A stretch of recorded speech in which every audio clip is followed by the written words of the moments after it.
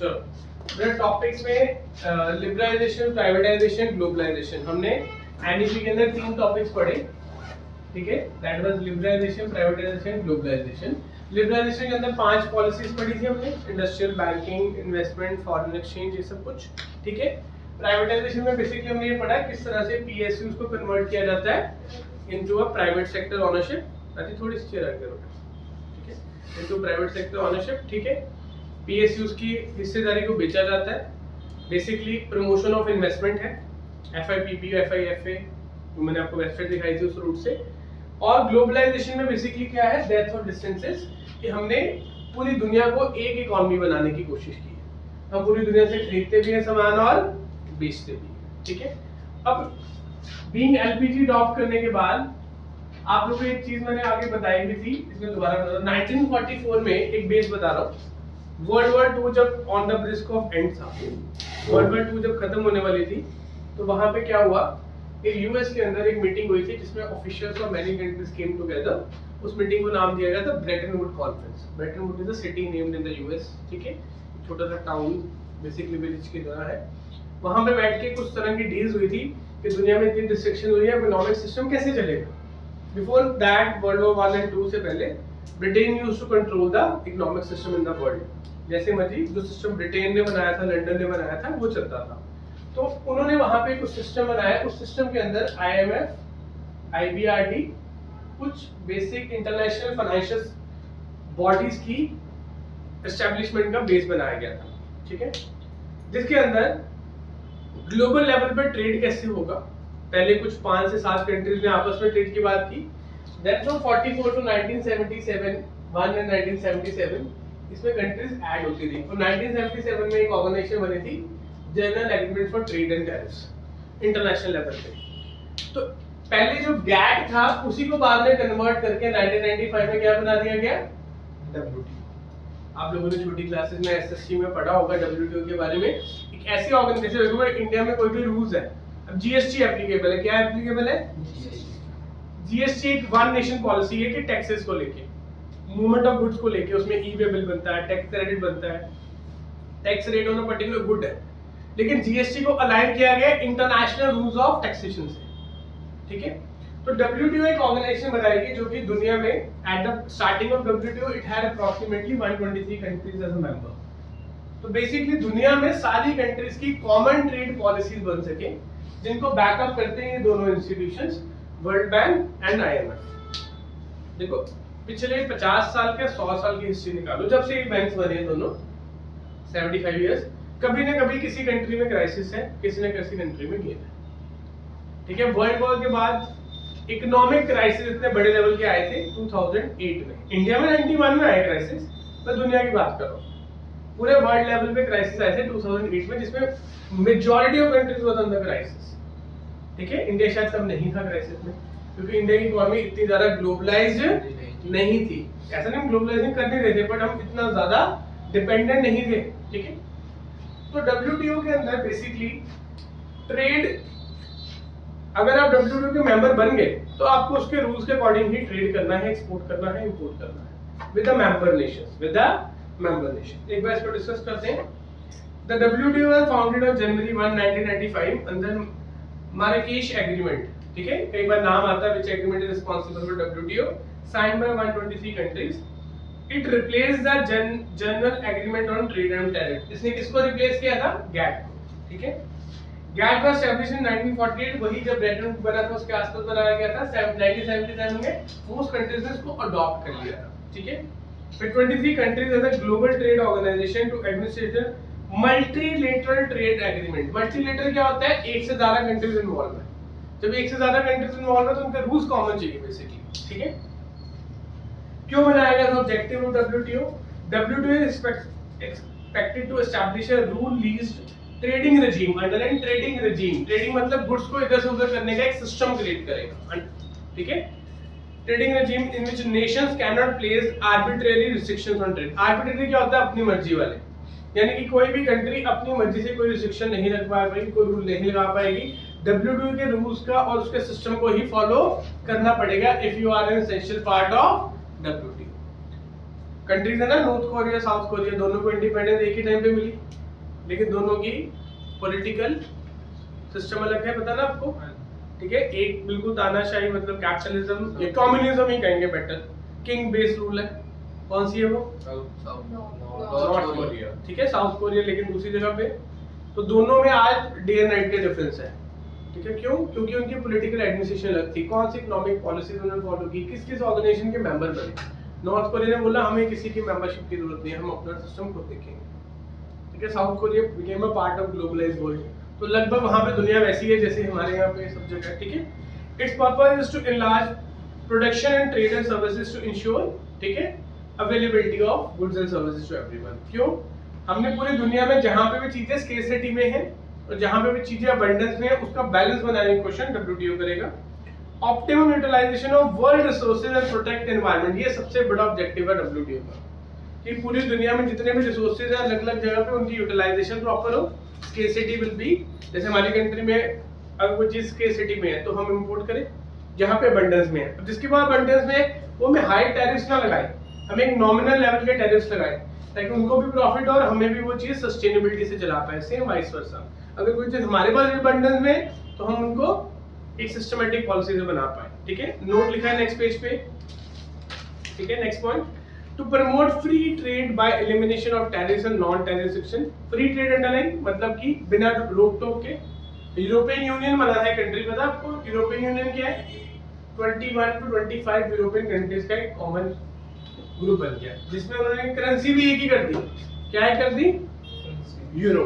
Euro किसी भी country की करेंसी थोड़ी ना यूरो, लेकिन 21 कंट्रीज की adopted currency, Germany, France, Poland, London, ऐसे अलग अलग तरह की, नॉर्वे, अलग अलग तरह की 21 कंट्रीज हैं जो कि यूरोपियन यूनियन बना 2001 में बना था। कब बना था? 2001। तो छोटी छोटी कंट्रीज है, उन्होंने कहा आपस में उनका ट्रेड बहुत ज्यादा डिपेंडेंट था एक दूसरे पे, that's why they created that. India में ऐसे एक दो तीन ऑर्गेनाइजेशन बनी है एशिया में, एक SAARC, south Asian association of Republic countries, Asian बनी है, एशियन यूरोपियन कंट्रीज से डिपेंडेंट। ऐसे कनाडा और यूएस की कुछ ऐसे ऑर्गेनाइजेशन बनी है, ऑस्ट्रेलिया और न्यूजीलैंड की ऐसे ट्रेड ऑर्गेनाइजेशन बनी है, लेकिन डब्ल्यूटीओ एकमात्र ऐसी ऑर्गेनाइजेशन है, ओनली वन एग्जिस्टिंग, जो कि पूरे वर्ल्ड पे एप्लीकेबल होती है, इसलिए हम उसको पढ़ रहे हैं, ठीक है। To facilitate bilateral and multilateral trade agreements. Bilateral क्या होता है? इसमें कितनी कंट्रीज इन्वॉल्व है? दो। मल्टीलैटरल अब ब्रिक्स बना एक, have you heard of the name BRICS? नहीं सुना? चाइना एंड साउथ अफ्रीका, ये बताया था मैंने, मैं क्या 5 कंट्रीज का एक डेवलपिंग नेशंस का एक ऑर्गेनाइजेशन बना जिन्होंने अपनी कॉमन नीड्स के अकॉर्डिंगली ट्रेड एग्रीमेंट्स आपस में बना। तो ऐसे रीजनल ग्रुप्स तो बनते रहते हैं, लेकिन डब्ल्यूटीओ क्या है? बड़ा, ठीक है। टू प्रमोट कंपटीशन, कंपटीशन मतलब हेल्दी कंपटीशन। अगर कंपटीशन होगा तो प्राइसेस चेक में रहेंगे, कंपटीशन होगा तो सप्लाई चेक में रहेगी, डिमांड अवेलेबल होती रहेगी, that is the purpose. India as a member of WTO, India has been in forefront of framing fair global rules, regulations, safeguards and advocating interest of developing countries. जब developing countries की बात आती है, India को उसका एक तरह से लीडर लेके चला जाता है, क्योंकि डेवलपिंग कंट्रीज को लेके सबसे ज्यादा अंडरस्टैंडिंग ये माना जाता है किसको है? किसी डेवलपिंग कंट्री को। अब बाकी कंट्रीज है कौन सी? जैसे हम यूएस की बात करते हैं, कनाडा की बात करते हैं, जापान की बात करते हैं, चाइना की बात करते हैं, they have gone into the category of developed Nations. Europe की मोस्टली कंट्री किसमें है? डेवलप्ड नेशन में, क्योंकि उनके रिसोर्सेज की ऑप्टिमम यूटिलाइजेशन बेस्ट मैक्सिमम हो चुकी है। इंडिया में जैसे बैम्बू इंडस्ट्री है, have you heard of that? उसको एक नेचुरल रिन्यूएबल सोर्स से यूज किया जा रहा है। बहुत सारी जगह पे इंफ्रास्ट्रक्चर में, बहुत सारी जगह पे यूटेंसिल, इक्विपमेंट, मशीनरी में बैम्बू को यूज किया जा रहा है, और बैम्बू एक रिन्यूएबल चीज है। क्या है? रिन्यूएबल। तो एनवायरमेंटल फ्रेंडली जहां जहां पे जिस कंट्री में अवेलेबल है वहां से रिसोर्सेज ढूंढ। अफ्रीका के पास बहुत रिसोर्सेज रिच है, ठीक है ना। तो जिस कंट्री में रिसोर्सेज के बर्डनेस है उसको दुनिया में यूज में लेके आ जाके, ठीक है। As of 2016 WTO had 164 members. Currently WTO 164 membership ये चेंज होती रहती है, कभी कोई मेंबर कंट्री में war and peace situation change होती है तो उनके ट्रेड एग्रीमेंट चेंज हो जाते हैं। इसका क्या इम्पैक्ट हुआ या क्या बेनिफिट हुए? इससे इंडिया के लिए क्या बेनिफिट हुआ? Number 1, to offer export opportunities, underline export. WTO का मेंबर बनने के बाद इंडिया के पास एक्सपोर्ट अपॉर्चुनिटी बढ़ेगी। क्यों बढ़ेगी? क्योंकि इंडिया वैसे अपने ट्रेड एग्रीमेंट नहीं कर सकता था, लेकिन अब being a member of WTO उसको एक ट्रेड एग्रीमेंट्स करने में इजीनेस आ गई, ठीक है। अंडर मल्टी क्या लिखा है? FIERRE लिखा हुआ है। चलो देख लो, FIERE आ रहा है। मल्टीफेयर होता है involvement of many countries. Under multifibre agreement MFA, our textiles and ready-made garment trade was a new trade or a quota restriction। आपको पता है सूरत, लुधियाना, ठीक है, ऐसे बहुत सारे रीजन है कंट्री में जो कि टेक्सटाइल्स में दुनिया में एस्टैब्लिश है। बहुत बड़े बड़े ब्रांड्स की मैन्युफैक्चरिंग अभी भी वहाँ होती है। रीजन क्या है? क्योंकि WTO का मेंबर बनने के बाद टेक्सटाइल के अंदर हमारे पास हुनर है, हमारे पास क्वालिटी है, हमारे पास मटेरियल है, उसको चेक करके हमें उसका एक्सपोर्ट प्रमोशन मिल रहा है, ठीक है। तो ऐसे बहुत सारे ट्रेड्स हैं गारमेंट्स के अंदर जहाँ पे जनरली एम्प्लॉयमेंट अपॉर्चुनिटीज भी क्रिएट हुई और क्या क्रिएट हुआ, एक्सपोर्ट अपॉर्चुनिटीज भी क्रिएट हुई। अगर हम सामान बनाएंगे तो हमारे लोग काम करेंगे, हमारे लोग काम करेंगे और एक्सपोर्ट करेंगे तो हमारी करेंसी में फॉरेन करेंसी भी आएगा। Export is one of the positive thing जो भी कंट्री की इकोनॉमी को बेस्ट बनाता है। क्या बनाता है? बेस्ट बनाता है, ठीक है। Reduction in trade barriers and subsidy to domestic producer of agricultural goods. Prices of these goods have tended to rise in international market. जब आपको फॉरेन की मार्केट में अच्छा प्राइस मिलेगा तो गवर्नमेंट को उस प्रोडक्ट पर सब्सिडी देने की जरूरत कम है, क्योंकि एक सप्लायर, मैन्युफैक्चरर, सेलर प्राइस अपना अटेन कर पा रहा है, अच्छा बेच पा रहा है अच्छे प्राइस पे चीज को। ये ना एक बड़ा बेसिक लॉजिक है, ऐसे 30 साल पहले भी लगता था, अभी अगले 20 साल भी लगेगा। When you are making an Indian rupee and you are able to sell in the dollar और एनी इंटरनेशनल करेंसी, तो आपकी अर्निंग बढ़ जाएगी, क्योंकि वो करेंसी स्ट्रॉन्ग है। एक फंडामेंटल डिफरेंस क्या है, वो करेंसी। तो जो बंदा एक्सपोर्ट करता है वो ज्यादा पैसे कमा पाता है, तो गवर्नमेंट को उस प्रोडक्ट को सपोर्ट करने की जरूरत नहीं रहेगी। तो गवर्नमेंट का टैक्स बर्डन या टैक्स के रिसोर्सेज की यूटिलाइजेशन कम होगी, सब्सिडी यूटिलाइजेशन कम होगी, तो that will be a benefit for the government also, ठीक है। इसके बाद लास्ट टॉपिक करते हैं सिंपल एलपीजी के पॉजिटिव्स एंड नेगेटिव्स, ठीक है। एलपीजी के पॉजिटिव्स एंड, ये वैसे बेटा इसलिए लिखवाया कि केस स्टडी कभी आ जाए या कहीं भी आपको इवैल्यूएशन का क्वेश्चन आ जाए, यस और नो, क्रिटिकली इवैल्यूएट, फेवर और एडवर्स, उसके लिखना पड़े तो आप पॉजिटिव नेगेटिव लिख सकते हो। पॉजिटिव में नंबर 1 पॉइंट सोनी क्या लिखा बेटा? क्यों? Vibrant economy. क्या लिखा हुआ पहला पॉइंट? Vibrant economy. स्वयं बोलो क्या लिखा है? Indian economy became more vibrant and the overall level of economic activities has trended. India की इकोनॉमी बढ़ गई। जीडीपी ग्रोथ कितनी थी हमारी 1980s में? 5.6%। 1980s और 90s में आके वो कितनी हो गई? 8.2%, और आगे जाके ये 10-11% तक भी है। करंटली जीडीपी ग्रोथ कितनी है हमारी? अप्रोक्सीमेटली 8%। कितनी है? 7.6 से लेकर 8.4% के बीच में वेरी कर रही है। तो एक कंट्री का जीडीपी ग्रोथ रेट अगर 7 से 10% के बीच में रहता है फॉर डिकेड्स, तो that is a indication of growing economy, ठीक है। तो इकोनॉमी की जीडीपी ग्रोथ रेट बढ़ गई है, जीडीपी ग्रोथ रेट इंक्रीज हो गई है, that's why it is becoming a good economy.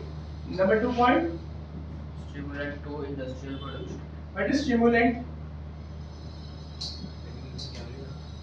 Science में पढ़ा होगा स्टिमुलेंट।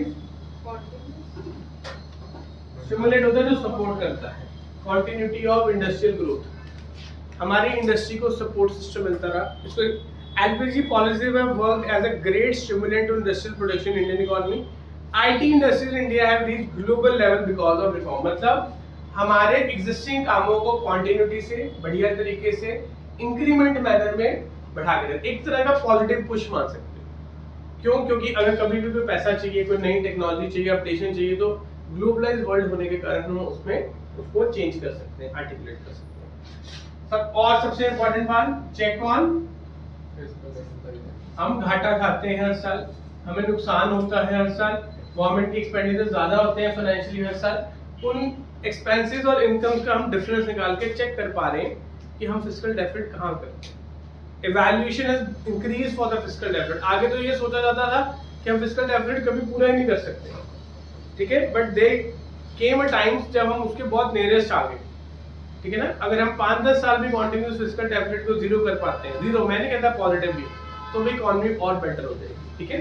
तो फिस्कल डेफिसिट को इंक्रीज किया जा सकता है। GDP has brought down to, fiscal deficit किसी टाइम पे 8-9%, 10% होता था, आज के टाइम में वो अभी भी अब कितना है? 3-4%। बिफोर कोविड 2013 से लेकर 2019 में इस प्राइमरी डेफिसिट एक और टर्म होती है, उसको हमने 4% से 1% पे ले आए थे।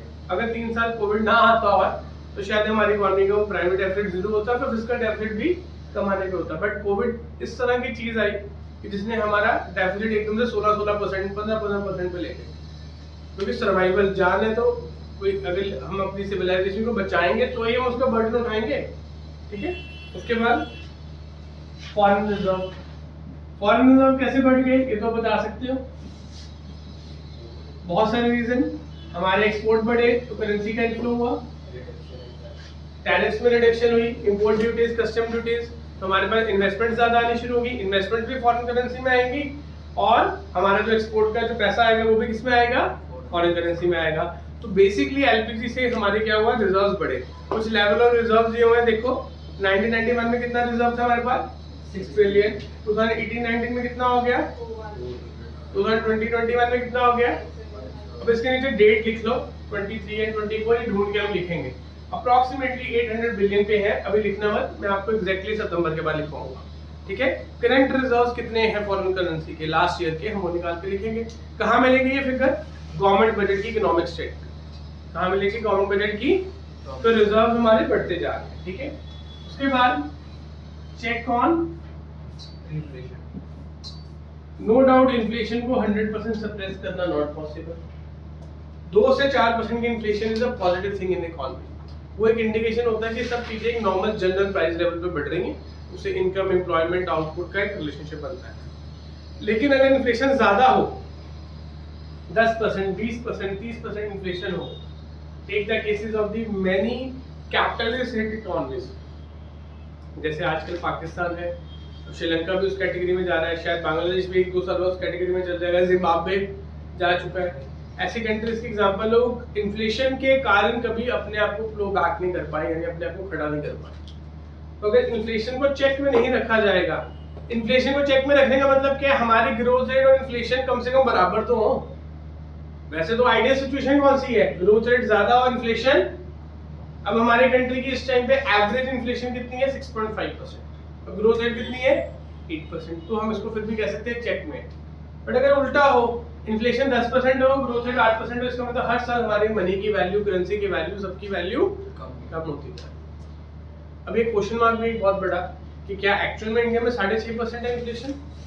अब आप लोग मुझे खुद बताओ, बेसिक चीजें जो आप खरीदते हो, बेसिक जो डेली बेस की लाइफ की नीड बेस्ड थिंग्स है, नॉट डिजायर बेस्ड, ठीक है। जैसे घर पे ग्रोसरी लाते हो, ठीक है, व्हीट लाते हो, ब्रेड लाते हो, मिल्क लाते हो, उनमें इन्फ्लेशन क्या 6 से 7% है।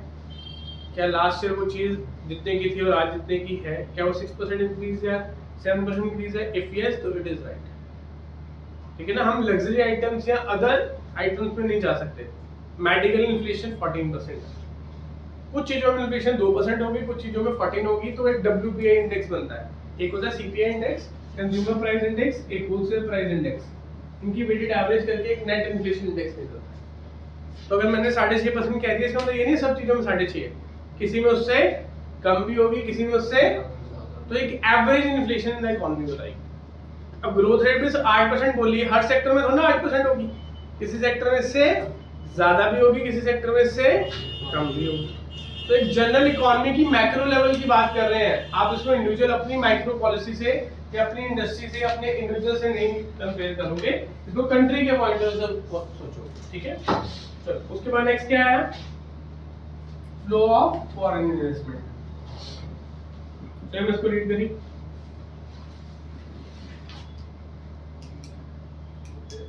What foreign investment has taken? Private foreign investment, word private को अंडरलाइन करो, प्राइवेट फॉरेन इन्वेस्टमेंट। आगे Has taken a quantum jump, यानी उसकी नंबर्स बहुत ज्यादा बढ़ गए हैं जब से एलपीजी आई है, यानी कि क्वांटिटेटिवली फॉरेन से आने वाला पैसा बहुत ज्यादा इंक्रीज हो गया। तो there is a positive trend in investment, और पिछले 4 सालों से कोविड के बाद और पॉजिटिव हो गया है, क्योंकि पहले चाइना में या अल्टरनेटिव एरियाज को लगता था वहां स्टेबिलिटी कम दिखने के कारण या अदर रीजंस के कारण इंडिया में इन्वेस्टमेंट्स और ज्यादा इंक्रीज हो रही है, ठीक है।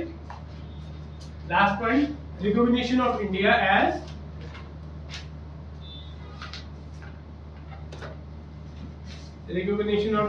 एज इमर्जिंग इकोनॉमिक इंडिया कितने नंबर पे फॉल करता है बेटा ऐसा? इंडिया की जीडीपी साइज कौन से नंबर पे इस टाइम पे? 7 4 पॉपुलेशन वाइज तो नंबर वन है, हम जीडीपी वाइज बात कर रहे हैं। फर्स्ट पे कौन है? यूएसए कितना साइज है उसका? 63 24 ट्रिलियन। नंबर 2 पे कौन है? चाइना। कितना साइज है? Approximately 18 17 18 19 trillion. नंबर 3 पे जापान, नहीं Russia Germany and Japan, they are in the third and fourth, India is on the fifth. London अब 6 पे चला गया। We are very close to becoming fourth in the next 2-3 years, ठीक है ना? तो इंडिया की इकोनॉमी अप्रोक्सीमेटली 4 ट्रिलियन इकोनॉमी है, ठीक है ना? पहला ट्रिलियन, दूसरा ट्रिलियन, इट टेक्स टाइम, ठीक है? तो इंडिया की economy as a emerging economy, emerging मतलब अभी भी ग्रो कर रही है। तो एक्सपेक्टेड है कि आने वाले अगले 20 से 25 सालों में 1 to 3 number India, US and China का ही होगा। किसके नंबर 1 पे 2 पे 3 पे होंगे डजंट नो, क्योंकि इंडिया में पोटेंशियल सिर्फ लिमिटेड ईयर्स के लिए नहीं है, because of large number of population. तो ये कंजम्पशन बढ़ेगी, क्या बढ़ेगी? आउटपुट बढ़ेगी, एक्सपेंडिचर बढ़ेगा, तो लोगों की अर्निंग भी बढ़ेगी। That's why it is expected कि इंडिया इकोनॉमी 4 ट्रिलियन से शायद 25-30 ट्रिलियन पे जाएगी, और अमेरिका की इकोनॉमी 25 से 40-50 पे जाएगी, चाइना की भी 20 से 40-50 पे जाएगी। बट ग्रोथ पोटेंशियल देखो, एक 4 रुपए वाली चीज 30 पे जानी है, और एक 25 वाली 50 पे जानी है, तो हमारा 8 टाइम्स इंक्रीज होने वाला है, उनका जबकि डबल होने वाला है। दैट्स व्हाई ऐसा नहीं है कि वो अब पीछे हो जाएंगे। जो चीज पोटेंशियल में बढ़ी है, रिजर्व्स की बात हम I was discussing with someone कि कहते हैं इंडिया के रिजर्व बहुत अच्छे हैं। इंडिया के गोल्ड रिजर्व अभी लेटेस्ट जो अवेलेबल इंफॉर्मेशन है कितने हैं? 800 टन के आसपास। लेकिन यूएस के कितने हैं? 8000। चाइना कितने हैं? 2000। तो इसका मतलब हम किसी को बीट करने नहीं चले, हम अपना पेस बनाने चले, और एलपीजी ने उस पेस को लेने में हमें क्या किया है? हेल्प किया। सिंपल एज दैट, ठीक है? Shift from monopoly market to competition market. तो पहले मोनोपोली होती थी। मोनोपोली क्यों होती थी पहले? क्योंकि पब्लिक सेक्टर में लाइसेंसिंग होती थी। अब लाइसेंसिंग की जगह फ्री ट्रेड है, तो ये यहाँ पे कंपटीशन मार्केट आ गई। परफेक्ट कंपटीशन तो हम नहीं कह सकते, कुछ सेक्टर्स में परफेक्ट कंपटीशन है, लेकिन मेजॉरिटी सेक्टर्स में 5 से 10 मेजर प्लेयर्स बन गए हैं। आने वाले टाइम में वो प्लेयर्स का नंबर बढ़ेगा, तो मोनोपोलिस्टिक कंपटीशन, ओलिगोपोली कंपटीशन से परफेक्ट कंपटीशन होता है, ठीक है? जैसे टेलीकम्युनिकेशन सेक्टर है, उसमें प्लेयर्स, नंबर ऑफ प्लेयर्स 3 4 5 रहेंगे। तो बीएसएनएल अब नई पॉलिसीज लेकर आया है बीएसएनएल, अगर वो रेवोल्यूशन क्रिएट करेगा तो उससे कंज्यूमर को फायदा ना, कंज्यूमर को प्राइसेस अच्छे में चीजें मिलेंगी, तो कंपटीशन बना रहेगा, ठीक है? तो दीस वर द पॉजिटिव पॉइंट्स, ठीक है? नेगेटिव पॉइंट्स कौन कौन से हैं?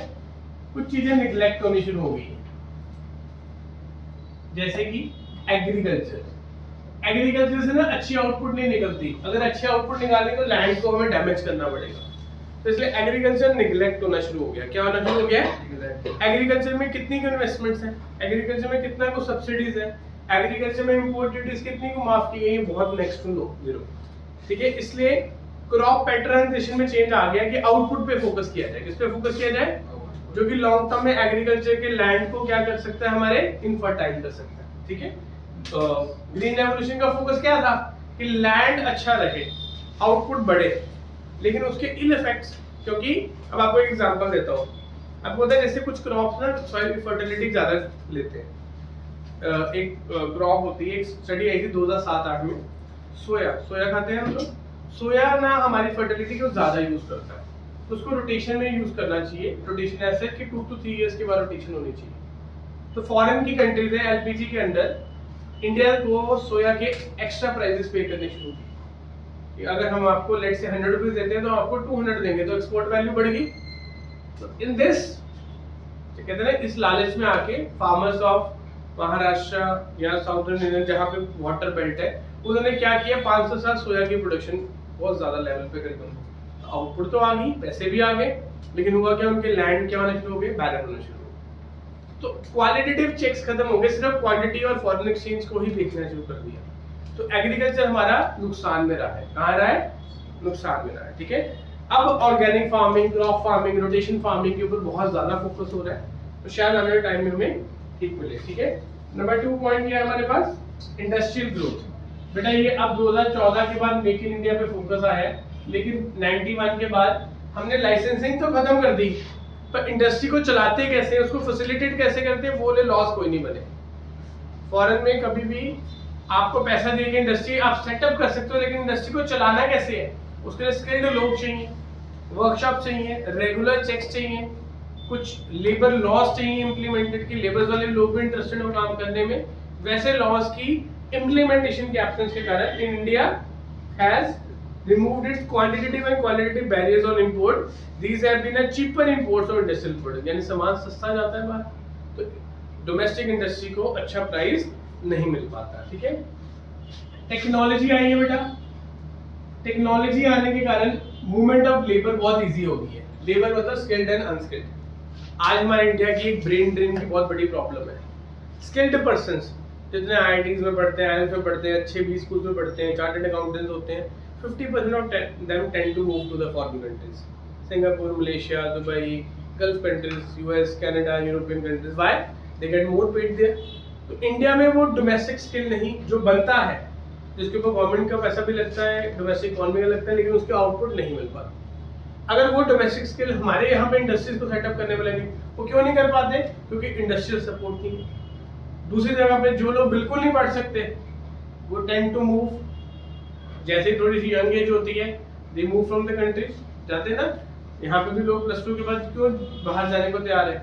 They think they can get good amount of salaries and money in that. तो अनएम्प्लॉयमेंट बढ़ रही है, क्योंकि आउटपुट एक एम्प्लॉयबिलिटी का स्किल होता है, लेकिन आपकी ग्रोथ नहीं है। हम आगे जाके चैप्टर पढ़ेंगे पॉवर्टी का, सस्टेनेबिलिटी का, एक एम्प्लॉयमेंट भी पढ़ेंगे, ह्यूमन कैपिटल फॉर्मेशन का। उसमें ह्यूमन कैपिटल फॉर्मेशन में सिर्फ और सिर्फ पैसे की ग्रोथ एम्प्लॉयमेंट के साथ कैसे इंपॉर्टेंट है और कंट्री के लिए कैसे इंपॉर्टेंट है, ये समझेंगे। लेकिन हर पर्सन इंडिविजुअल लेवल पे अपनी पर्सनल ग्रोथ में इंटरेस्टेड है। किसमें इंटरेस्टेड है? पर्सनल ग्रोथ को टाइम लगता है, लेकिन इमीडिएट अगर कहीं मिल रही होगी तो पर्सन तो जाएगा ना। ठीक है, तो it was a labour saving technology, यानी कि जब भी लेबर इंटेंसिव टेक्नोलॉजी से कैपिटल इंटेंसिव टेक्नोलॉजी पे जाएंगे तो अनएम्प्लॉयमेंट बढ़ेगी। जैसे बेटा फ्लाईओवर्स बनते हैं तो पहले फाटक लगते थे, फाटक पे ड्यूटी होती थी एक बंदे की 8-8 घंटे की, तो 3 लोगों की जगह पे 1 पर्सन ऑटोमेशन से हैंडल करेगा। मशीनों से काम होगा तो लेबर वाले लोग कम लगेंगे। फार्म्स के अंदर ट्रैक्टर्स लगने से क्या होगा? नंबर ऑफ एम्प्लॉयर्स कम लगेंगे। तो इस तरह से कैपिटल इंटेंसिव टेक्नोलॉजी आने के कारण लेबर की अनएम्प्लॉयमेंट बढ़ती जा रही है। Consumerism, what is this topic? आपने बिजनेस स्टडीज में एक चैप्टर है कंज्यूमर प्रोटेक्शन, उसके से रिलेटेड है consumerism. Spread of MNCs in the country has resulted in large spread of consumerism, यानी कंज्यूमर अवेयर हो गया है, कंज्यूमर रैशनल हो गया है, कंज्यूमर के पास चॉइसेस हो गई है, तो कंज्यूमर अपने आप को शिफ्ट कर सकता है कहीं से भी कहीं। तो गुड, वो इंडिविजुअली कंज्यूमर्स के लिए तो अच्छा है, बट डोमेस्टिक इंडस्ट्रीज के लिए वो फेवर में नहीं है। बेटा जैसे एग्जांपल सुनो, मैंने आपको एक बार शायद बताया था कि नहीं, कोका कोला इंडिया में कब एंटर हुई थी दोबारा? 1991 के एलपीजी रिफॉर्म्स के बाद। व्हेन दे एंटर इन 1992, तो उस टाइम पे डोमेस्टिक ब्रांड एस्टैब्लिश हो गया था। क्या नाम था उसका? कैंपा कोला। कोका कोला ने 2 साल तक लगातार अपने प्रोडक्ट को लॉस पे बेचा। मैकडॉनल्ड ने 97 में एंटर हुआ, 15 साल तक अपने आप को लॉस मेकिंग में रखा। क्यों? प्राइसेस कम रखे ताकि लोगों की उन पे क्या बने? डिपेंडेंसी। उससे डोमेस्टिक मार्केट्स क्या होगी? आप मुझे बताओ, जितने फास्ट फूड चेन है उसमें से कितने इंडियन ब्रांड्स हैं? 2-4%, इससे ज्यादा तो नहीं। अब वो भी अब बनने शुरू हुए, क्योंकि लोगों को समझ आ गई कि लॉन्ग टर्म गेम किसमें है? मार्केट कवर करने में, लोगों की डिपेंडेंस बनाने, क्योंकि एजुकेशन आ गई। ठीक है, तो इसका मतलब कंज्यूमरिज्म के अंदर जो मल्टीनेशनल कंपनीज हैं वो अपने फंड ज्यादा होने के कारण डोमेस्टिक मार्केट को डिस्ट्रॉय कर सकते हैं, डोमेस्टिक प्लेयर्स को उड़ा सकते हैं। ठीक है, उसके बाद क्या आ गया? लोप-साइडेड ग्रोथ प्रोसेस। लोप-साइडेड का मतलब क्या होता है? हमारी ग्रोथ की जो शिफ्टिंग है, वो प्रोसेसिंग है, वो इंटरनेशनल और ग्लोबलाइज्ड हो गई है। It is a growth process that does not focus on all the sectors. हम कह रहे हैं हमारी इकोनॉमी 9% ग्रो कर रही है। अगर मैं आपको इसका स्ट्रक्चर बताऊं, primary, secondary and tertiary sector होता है। ये टर्शियरी सेक्टर अप्रोक्सीमेटली 52% जीडीपी में ग्रोथ देता है। तो इसका मतलब सारे सेक्टर्स इक्वली इंक्रीज नहीं कर पा रहे, कुछ सेक्टर्स ज्यादा कर रहे हैं, कुछ सेक्टर्स कम कर रहे हैं, इक्विटेबल ग्रोथ नहीं आ पा रही। ठीक है ना? जैसे फर्स्ट चैप्टर में पढ़ा था India on the eve of independence, हम एग्रीकल्चर में 50-60% लोग लगे हुए हैं, लेकिन उसकी आउटपुट कितनी है, सिर्फ 20-30%। तो यानी हमारे अगर 20 लोग हैं इकॉनमी में, 10 लोग एक काम करते हैं लेकिन 5% कंट्रीब्यूट करते हैं, पांच लोग काम करते हैं लेकिन वो 50% कंट्रीब्यूट करते हैं। इसका मतलब इफेक्टिविटी की गेम आ गई। इसकी गेम आ गई इफेक्टिविटी की, ठीक है। अर्बन कंसेंट्रेशन, ये बहुत एक मिथ है, ये माना जाता है कि अर्बन सिटीज में बढ़िया। फॉरेन क्यों डेवलप हुआ, कोई भी कंट्री असली में तभी डेवलप हो पाएगी जब उसका रूरल एरिया भी डेवलप होगा। रूरल एरिया डेवलप होने का मतलब वहाँ इलेक्ट्रिसिटी है, वहाँ स्कूल्स हैं, वहाँ हॉस्पिटल्स हैं, वहाँ कंज्यूमर की लाइकिंग के सारे आउटलेट्स हैं। तो जब हर रूरल एरिया में, अब टायर 1 से इंडिया में कहाँ शिफ्ट हो गए, टायर 2 में। हमारा लंदन सिटी टायर 2 में आता है, बट क्या हमारे पास बेसिक सारी फैसिलिटीज हैं? यस। कौन सी नहीं है बताओ? स्कूल्स हैं, हॉस्पिटल्स हैं, एंटरटेनमेंट प्लेसेस हैं, ठीक है ना। क्या नहीं है बताओ? डिपेंडिंग, जब वो चीजें नहीं होगी तब हम किसी और सिटी जाएंगे। क्या आपको अपनी कोई डेली बेस की, मंथली बेस के लिए दूसरी सिटी जाना पड़ता है? दैट मीन सारी फैसिलिटीज हैं। आसपास के छोटे छोटे जो एरियाज हैं उनसे पूछो, ये कपूरथला वालों को, फगवाड़ा वालों को पहले लंदन 100% आना पड़ता था, अब शायद 70% नहीं आना पड़ता।